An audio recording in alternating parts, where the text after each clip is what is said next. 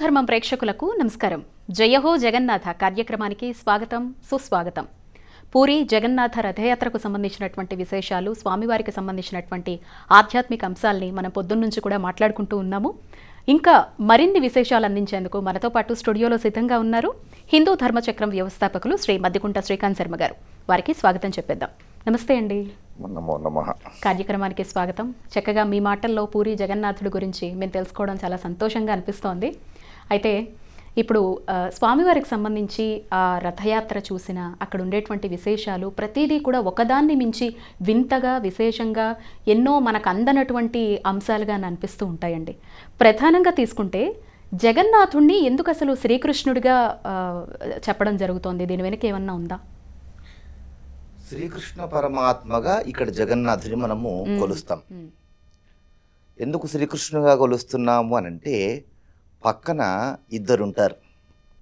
ఇక్కడ ఉన్నటువంటి జగన్నాథ స్వామిని ఏమని పిలుస్తారు అంటే, బలభద్ర సుభద్ర సమేత జగన్నాథ స్వామి అని పిలుస్తారు.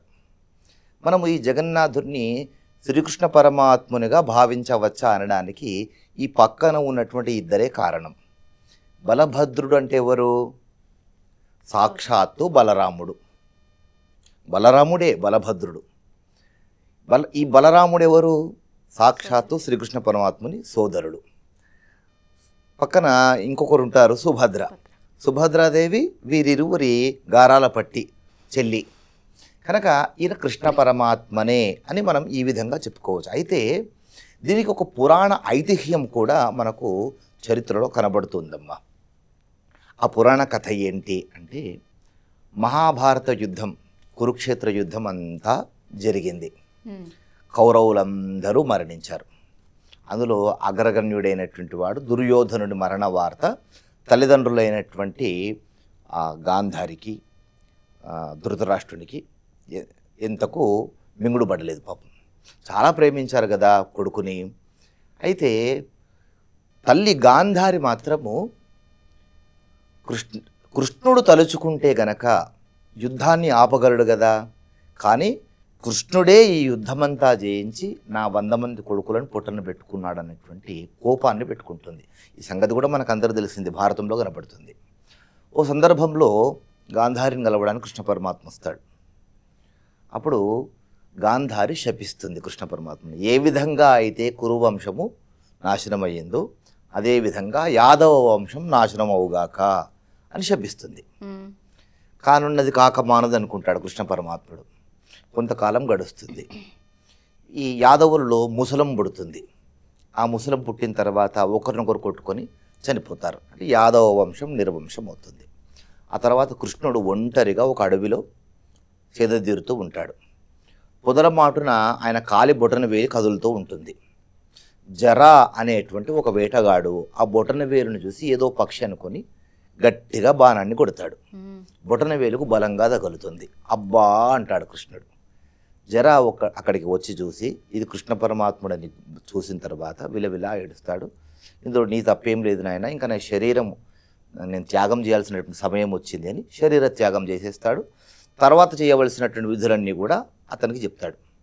తర్వాత ఈ సమాచారాన్ని అర్జునునికి అందిస్తాడు. అర్జునుడే చితిపేర్చి కృష్ణ పరమాత్మకు అంత్యక్రియలు నిర్వహిస్తాడు. ఇంతవరకు అందరికీ తెలిసినటువంటి కథనే. ఇక్కడ నుంచి మనకు చాలా విచిత్రమైనటువంటి ఒక కథ ప్రాచుర్యంలో ఉందన్నమాట. కృష్ణుడికి ఈ విధంగా అంత్యక్రియలు నిర్వహించిన తర్వాత దేహమంతా కూడా కాలిన తర్వాత కృష్ణ పరమాత్మ యొక్క గుండె మాత్రం కాలిపోదట. ఆ గుండె మాత్రం అదే విధంగా సజీవంగా ఉన్నట్టుగా, మెరుస్తూ ఉన్నట్టుగా కనబడుతుందట అర్జునుడికి. అర్జునుడు చాలా ఆశ్చర్యపోయి తర్వాత ఆ గుండెను ఒక దుంగం మీద పెట్టి ఆ దుంగను నదిలోకి వదిలేస్తాడట. అలా దుంగం మీద నుంచి తరలి వస్తున్నటువంటి కృష్ణ పరమాత్మని యొక్క అవశేషమైనటువంటి హృదయం, అందులో జీవం ఉన్నటువంటి హృదయం, అది నీలి రంగుగా మారుతుంది. అది అలా అలా అలా ఆకాశాత్ పతితంతోయం యథాగచ్చతి సాగరం సర్వదేవ నమస్కార కేశవం ప్రతిగచ్చతి అన్నట్టుగా ఆకాశంలో పడ్డటువంటి నీళ్ళన్నీ కూడా నదుల్లో కలిసి, ఆ నదులన్నీ సముద్రంలో కలిసినట్టుగా కృష్ణ పరమాత్మని యొక్క ఈ అవశేషమును నదిలో వదిలితే ఆ నదులన్నీ కూడా సముద్రంలో కలిసినట్టుగా ఈ దుంగ హృదయంతో పాటు సముద్రంలో కలుస్తుంది. తర్వాత శబరులు అనేటువంటి ఒక కొండ జాతికి చెందినటువంటి ఒక తెగ. ఈ తెగను పాలించేటువంటి రాజు విశ్వావసు అనేటువంటి రాజు. ఇతను ఆ సముద్రంలో వచ్చేటువంటి ఈ దుంగపై నుంచి వచ్చేటువంటి ఆ అవశేషాన్ని చూస్తాడు. ఇది కృష్ణ పరమాత్మ యొక్క గుండె అని తెలియదు. ఏంటిది విచిత్రంగా ఉందని గ్రహిస్తాడు దాన్ని. అప్పటికే అది ఒక రాయిలా మారిపోతుంది కొంతకాలం ప్రయాణమైన తర్వాత. కానీ నీలి రంగులా ఉంటుంది. ఇదేదో భగవంతుని యొక్క అనుగ్రహమే అని అనుకుంటాడు. అది భగవత్ ప్రసాదము, ఇది భగవంతుని యొక్క రూపం అనుకుంటాడు. దాన్ని ఒక గుహలో పెట్టి చక్కగా భక్తిగా పూజించుకుంటాడు. ఇది భగవంతుడు ఇచ్చినటువంటిది అనుకుని. దానికి ఏం పేరు పెడతారు? నీలమాధవుడు అని పెడతారు. ఈ పేరు అక్కడ ఇప్పటికీ మనకు వినబడుతూ ఉంటుంది. ఈయనే ఆ నీలమాధవునిగా కొలవబడేటువంటి భగవంతుడు అనమాట. అలా అలా అలా అలా ఈ వార్త అందరికీ తెలుస్తుంది. ఇంద్రద్యుమ్నుడు అనేటువంటి ఒక మహాభక్తునికి తెలుస్తుంది. దీన్ని గ్రహించే ప్రయత్నం చేస్తాడు. ప్రయత్నం చేసి విఫలమవుతాడు. ఒక రోజున ఇంద్రద్యుమ్నుడు చాలా బాధపడతాడు. ఏంటి ఈ విధంగా జరిగింది, ఎంతకు నేను నీలమాధవుని పొందలేకపోతున్నాను అని బాధపడితే అప్పుడు ఆయనకు కలలో రేపు ఉదయం సముద్రంలో ఒక వేప తుంగ కనబడుతుంది నీకు సముద్రంలో, దాని నుంచి నన్ను నిర్మాణం చేస్తే కనుక నేను నిన్ను అనుగ్రహిస్తాను అంటాడు. ఎలా నిర్మాణం చేయాలి అని అంటే బలభద్ర సుభద్ర సమేతంగా నన్ను ప్రతిష్ఠించు అని కూడా చెప్తాడు అనమాట. ఆ తుంగను గ్రహిస్తారు. అంటే చెక్క కదా, ఇప్పటికీ మనము పూరిలో చెక్కతో చేయబడినటువంటి విగ్రహాలే చూస్తున్నాం. అవే అనమాట అక్కడి నుంచి గ్రహించబడినటువంటిది. దీనిని ఏం చేస్తారు? ఒక శిల్పి, మంచి శిల్పి అయితేనే చెక్కగలుగుతాడు అని శిల్పి కోసం చాలా అన్వేషిస్తారు. సాక్షాత్తు విశ్వకర్మనే, దేవతా శిల్పి అయినటువంటి విశ్వకర్మనే ఒక వృద్ధుడి రూపంలో వచ్చి నేను చెక్కుతాను అంటాడు. ఒక కండిషన్ పెడతాడు. ఈ నిర్మాణం అయ్యేంత వరకు ఎవరు నన్ను డిస్టర్బ్ చేయకూడదు అని అంటాడు. సరే అంటాడు. అప్పటికి 20 రోజులు గడిచిపోతాయి. ఈయన చెక్కడం మొదలు పెడతాడు అనమాట. ఎంతకు ఈయన పూర్తి కావడం లేదే అని చెప్పేసి ఇంద్రద్యుమ్న మహారాజు భార్య అయినటువంటి గుండిచ ఆవిడ ఏం చేస్తుంది? తటాలను తలుపులు తీసేస్తుంది. విశ్వకర్మ ముందే చెప్తాడుగా ఎవరు నన్ను డిస్టర్బ్ చేయొద్దని. ఇలా ఆయనకు భంగం కలిగించగానే విశ్వకర్మ అంతర్ధారం అయిపోతాడు. అప్పటికి విగ్రహాలు బలభద్ర సుభద్ర సమేతంగా శ్రీకృష్ణ పరమాత్ముడు అంటే జగన్నాథుని యొక్క విగ్రహాలు తయారవుతాయి. కానీ కాళ్ళు చేతులు పూర్తి కావు, అసంపూర్తిగా విగ్రహాలకు దర్శనమిస్తాయి. అలాగే ప్రతిష్ఠ చేశారు. ఇంద్రద్యుమ్నుడు చాలా ఆశ్చర్యపోతాడు, బాధపడతాడు. అయ్యో నా భార్య చేసినటువంటి పనికి ఎంత పని జరిగిపోయిందంటే అప్పుడు మళ్ళీ భగవంతుడు యథాతథంగా అదే విధంగా ప్రతిష్ఠ చేయు అంటాడు. అలా ఇప్పటికీ కూడా మనకు సాధారణంగా ఆలయానికి వెళ్తే భగవంతుడు అభయహస్తంతో మనకు దర్శనమిస్తాడు. ఇక్కడ అభయహస్తాలు ఉండవు, పాదాలు ఉండవు. చక్కగా ముద్దుగా పసిపిల్లల రూపంలో సుభద్ర, బలరాముడు, శ్రీకృష్ణ పరమాత్మ విగ్రహాలు కనబడతాయి. ఆ విధంగా ఏర్పాటు చేయబడినటువంటి ఆలయం ఇది. కనుక శ్రీకృష్ణునికి ఆ విధంగా ముడిపడినటువంటి భారత ఐతిహ్యానికి సంబంధించినటువంటి గాథ మనకు ఈ విధంగా కనబడుతుంది. కనుక ఇది కృష్ణ పరమాత్ముని యొక్క అనుగ్రహ అవతారమే అని భావించుకోవచ్చు. తప్పకుండా. అయితే కృష్ణ పరమాత్మ ఒక్కరే వచ్చి వాళ్ళు ముగ్గురుగా ఎందుకు మారారు? అది కూడా శ్రీ మహాలక్ష్మి అమ్మవారు లేకుండా పక్కన అవును వీళ్ళ ముగ్గురు ఎందుకున్నారు? లక్ష్మీ సమేతంగా ఆలయాలు మనకు అన్ని చోట్ల దర్శనమిస్తాయి ఎక్కడ చూసినా కానీ. అయితే బలరాముడు సుభద్ర అన్నా చెల్లెలతో కూడినటువంటి ప్రత్యేకమైనటువంటి ఆలయం ప్రపంచంలో మనకు ఎక్కడా కూడా దర్శనం ఇవ్వదు. సాధారణంగా ఏ ఆలయానికి వెళ్ళినా కానీ ఒకవేళ కృష్ణ పరమాత్మని ఆలయానికి వెళ్ళామనుకోండి, రుక్మిణి సమేత కృష్ణ పరమాత్ముడు కనబడుతూ ఉంటాడు. రాముల వారి ఆలయానికి వెళ్తే కనుక సీతా సమేత రాముడు కనబడతాడు. లక్ష్మీ ఆలయంకి వెళ్తే కనుక లక్ష్మీ నారాయణ దర్శనమిస్తాడు. ఇక్కడ మాత్రం లక్ష్మీ లేకుండా సుభద్ర బలరాములతో అంటే భారతానికి ముడిపడినటువంటి కథ ఇది. గనక భారతంలో కృష్ణ పరమాత్మ యొక్క అవశేషము ద్వారా ఏర్పడినటువంటి గాథ గనక భారతంలో తనకు అనుంగు సోదరి అయినటువంటి బలరాముడు సుభద్రలతో పాటు ఇక్కడ భక్తులను అనుగ్రహించడం కోసము ఆ విధంగా సుభద్ర బలభద్రుని సమేతంగా నా ఆలయాన్ని నిర్మించు అని సాక్షాత్తు జగన్నాథుడే ఇంద్రద్యుమ్న మహారాజుకు తెలియజేసినటువంటి సంఘటన. కనుక ఆ విధంగా విచిత్రంగా ఇక్కడ ఆలయము ఈ విధంగా కనబడుతుంది. ఆలయం ద్వారా మనము గ్రహించాల్సిన విషయం ఏంటంటే అన్నా చెల్లెళ్ళ మధ్య సోదరుల మధ్య ఆ మైత్రి, ఆ అన్యోన్యత ఆ విధంగా ఇంకా ఉండాలి అని మనం గమనించుకోవాలి. తప్పకుండా అండి.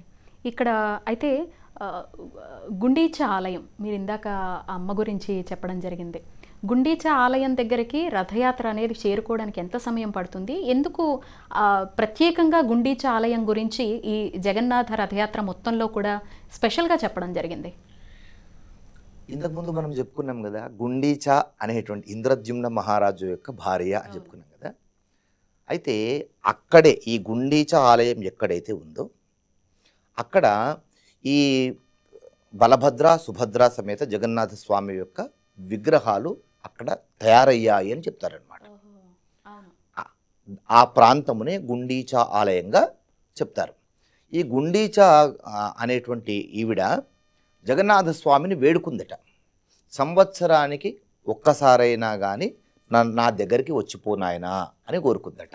ఈ సందర్భంగా ఏమంటారంటే అక్కడ స్థానికులందరూ కూడా ఏమంటారంటే కృష్ణ పరమాత్మకు గుండీచా గారు అత్తగారు అవుతారు కనుక సంవత్సరానికి ఒక్కసారి సుభద్ర బలరాములతో సహా కృష్ణ పరమాత్మ అత్తగారింటికి వెళ్తాడు, అక్కడ 5 రోజుల పాటు అత్తగారింట్లో ఉంటాడు అనేటువంటి విషయం అక్కడ మాట్లాడుకుంటూ ఉంటారు.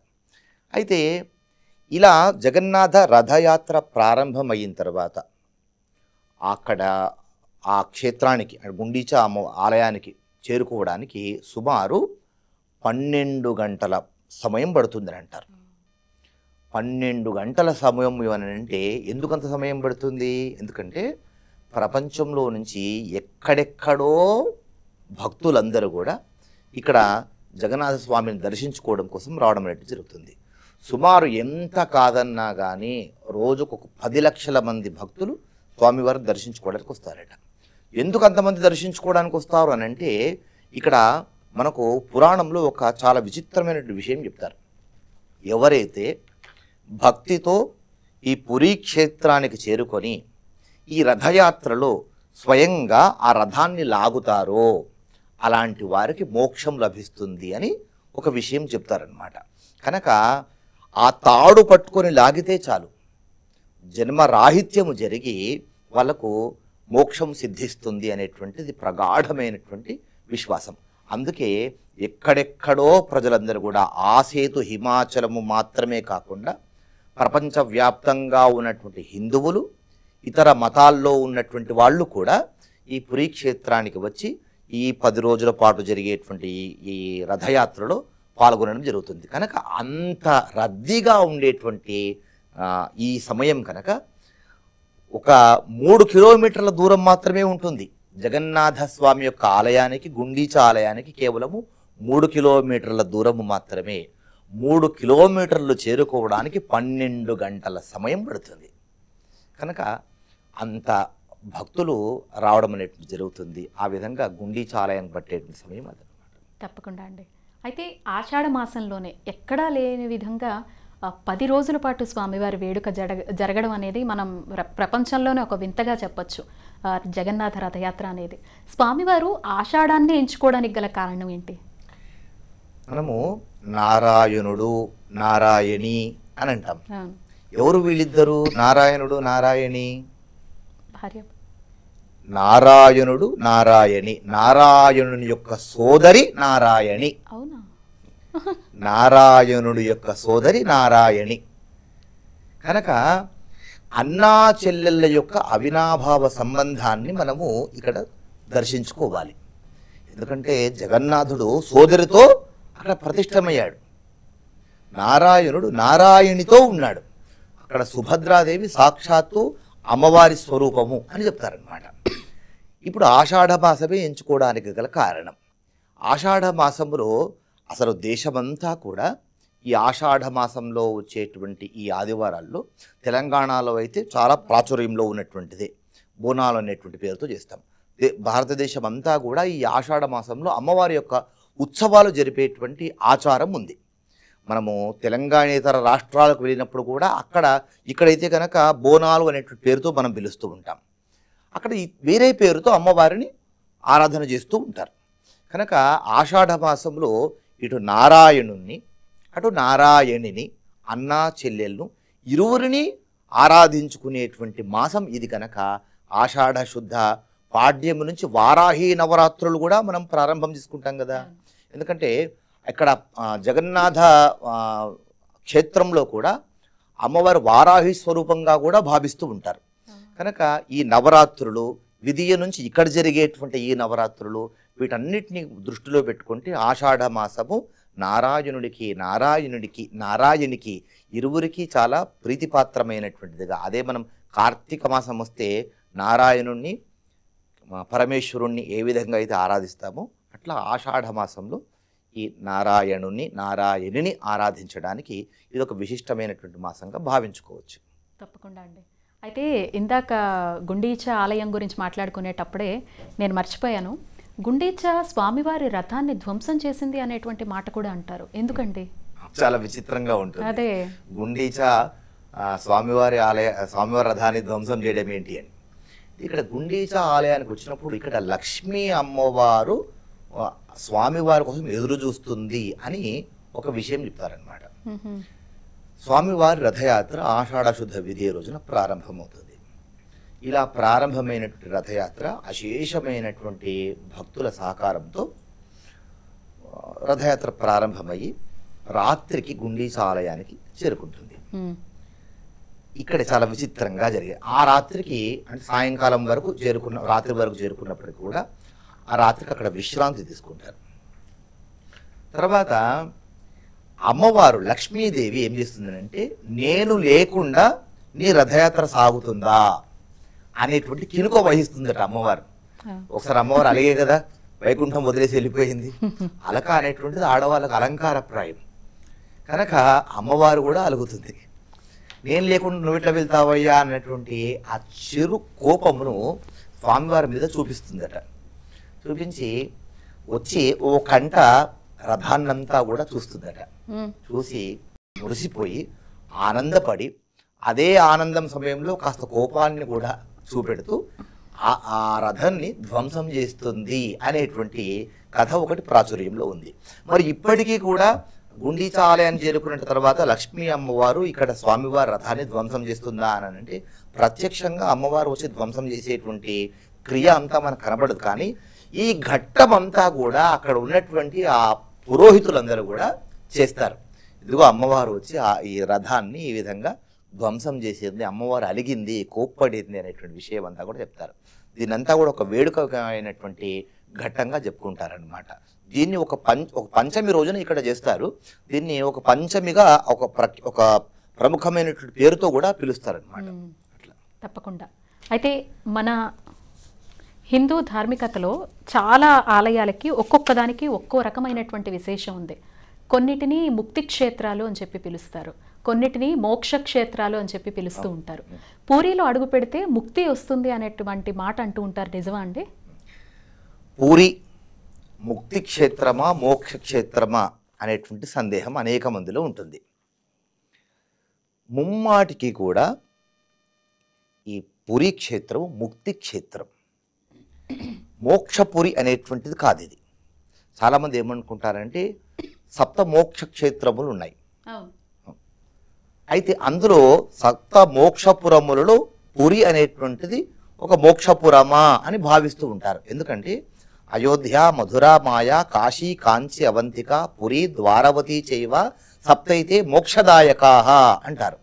ఈ 7 పురములు ఉన్నాయి కదా, ఈ 7 పురములు మోక్షమును కలిగించేటువంటి పురములు. ఇక్కడ తనువు చాలిస్తే కనుక మోక్షమే లభిస్తుంది అని చెప్తారు. అందులో ఈ పురి క్షేత్రం కూడా మోక్షమును కలిగించేటువంటి మోక్షపురములలో ఒక క్షేత్రము అని కొంతమంది భావిస్తూ ఉంటారు. కానీ ఇది తప్పుడు అభిప్రాయం. పురి అనేటువంటిది ముక్తి క్షేత్రం, ముక్తిని ఇచ్చేటువంటి క్షేత్రం. అందుకేగా మనం చెప్పుకున్నాము, ఎవరైనా సరే భక్తి చేత స్వామివారి రథాన్ని లాగుతారో వాళ్ళకి ముక్తి లభిస్తుంది. ముక్తి అనే మాటకు అర్థం ఏంటండి? ముక్తి అంటే జన్మ రాహిత్యం. నీ పాపాలన్నీ తొలగిపోయి నీకు మళ్ళీ అసలు మానవుడు ఇంకొక జన్మ కావాలని కోరుకోకూడదు. ఇంకో జన్మ కావాలంటే మళ్ళీ జన్మ ఎత్తడము, ఆహార నిద్ర భయమైదునాన్ని ఇవన్నీ జరగడము, అవే పాపాలు అవే పుణ్యాలు, వీటి కోసము వెంపర్లాడుతూ ఉండడం. జన్మ అనేటువంటిది లేకపోతేనే, జన్మ రాహిత్యము జరిగితేనే ఎక్కడుంటావు? భగవంతుని సాన్నిధ్యంలో ఉండగలుగుతావు. కనుక భగవంతుడా వచ్చే జన్మ నాకు మంచిది ఇవ్వు అని కోరుకోవద్దు. భగవంతుడా జన్మ లేకుండా చెయ్యని కోరుకోవాలి. అట్లా ముక్తినిచ్చేటువంటి క్షేత్రం ఈ పురి ముక్తి క్షేత్రం. కానీ మోక్షపురము కాదు, మోక్షమును కలిగించేటువంటి పురం కాదు. మోక్షం పొందితే గనక మళ్ళీ భగవంతుడు అనుగ్రహిస్తాడు ఉత్తమమైనటువంటి జన్మ ప్రాప్తించడం కోసం. ఏ ఉత్తమమైనటువంటి పండితునిగానో లేకపోతే ఒక అద్భుతమైనటువంటి అధిపతిగానో ఏదో విధంగా పొందగలుగుతావు. అయితే మరి ఏమండి మీరు ఇంతకుముందు చెప్పినటువంటి శ్లోకములో పురి అనేటువంటిది కూడా చెప్పారు కదా అనేటువంటి సందేహం అనేక మందిలో వస్తుందన్నమాట. అలాగే చెప్పుకుంటారనమాట. కానీ దాన్ని చెప్పడంలో తప్పుగా చెప్తున్నారు. సప్త మోక్షపురములు అన్నారు. అంటే 7 మోక్షపురములు. ఏవవి? అయోధ్య, మధుర, మాయ అంటే హరిద్వార్, కాశీ, కంచి, అవంతిక, అవంతిక అంటే ఉజ్జయిని, పురి, ద్వారవతి, ద్వారవతి అంటే ద్వారక. ఎన్ని అయ్యాయి? 8 అయ్యాయి. కానీ సప్తమోక్షపురములు అన్నారుగా, 7ఏగా.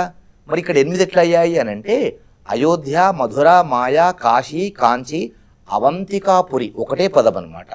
అవంతిక వేరు కాదు, పురి వేరు కాదు. అవంతికాపురి అది ఉజ్జయిని. కనుక అవంతికాపురి, ద్వారావతి, ద్వారక, ఇట్లా ఈ మోక్షపురములు వేరు. పురి అంటే పూరి అనేసుకుంటున్నారు. అందుకే మాయాపురి అంటారు హరిద్వారని. మాయాపురి దాని పేరు, మనం హరిద్వార్ అని పిలుస్తున్నాం. అవంతికాపురి. కానీ సప్తమోక్షపురంలో పురి మోక్షపురం కాదు. ఇది పురి అనేటువంటిది ముక్తి క్షేత్రము, తప్పకుండా ముక్తిని ఇచ్చేటువంటిది. తప్పకుండా అండి. అయితే ఏ క్షేత్రానికైనా అందరూ వెళ్ళలేకపోవచ్చు, వాళ్ళ పరిస్థితుల రీత్యా, ఆరోగ్య రీత్యా కావచ్చు, ఎలా అయినా. ఇప్పుడు మనం ప్రసారాలు చేసే ద్వారా కావచ్చు, మన మాటల ద్వారా కావచ్చు, పొందేటువంటి అనుభూతి దర్శన ఫలితాన్ని ఇస్తుందా? తప్పకుండా కదమ్మా. మనకు నవవిధ భక్తి మార్గాలు అని చెప్తారు. 9 మార్గాలు ఉన్నాయి భగవంతుని అనుగ్రహం పొందడం కోసము. అర్చనం, సేవనం, శ్రవణం, కీర్తనం, పాద్యసేవనం, పాదసేవనం, ఇట్లా 9 మార్గాలు చెప్పారు. అర్చించేటువంటి సాంప్రదాయం, ఎవరికి అర్చన విధానం తెలిస్తే వాళ్ళు అర్చిస్తారు. ఇప్పుడు ఉదాహరణకి నేను చక్కగా వైదికం నేర్చుకున్నాను, నాకు అర్చన విధానం అంతా నాకు తెలుసు. నేను దీపారాధన దగ్గర నుంచి ఆగమార్థం దేవానాం గమనార్థం దురక్షసామని మంత్రం చెప్పుకుంటూ ఉద్దేస్వజాత భేదో పఘ్నం నేరు త్రింబమాని దీపారాధన చేస్తూ నేను నమస్సోమాచ రుద్రాచ నమస్తామ్రాయ అరుణాయ అనేటువంటి మంత్రం చెప్పుకుంటూ నేను అర్చన చేస్తాను. నాలాగా మంత్రములు రానటువంటి వారు ఏం చేయాలి? శ్రవణం, కీర్తనం, దాస్యం, పాదసేవనం, ఇందులో ఇన్ని మార్గాలు ఉన్నాయి. ఇప్పుడు మనము చెప్పేటువంటిదంతా కూడా శ్రవణం, ఎందుకంటే ఇదంతా కూడా పౌరాణిక సంబంధమైనటువంటి విషయాలు మనం మాట్లాడుతున్నాము. చూసేటువంటి వాళ్ళందరూ కూడా వాళ్ళు వింటూ ఉన్నారు. అంటే ఈ ఈ ముక్తిపురమైనటువంటి జగన్నాథ రథయాత్ర గురించి ఇన్ని విషయాలు మనం మాట్లాడుకోవడం మన మహద్భాగ్యము.